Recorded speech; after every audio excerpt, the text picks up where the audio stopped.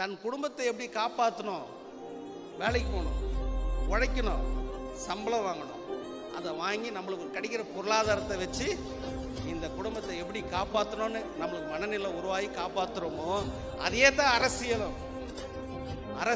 அதே தான்.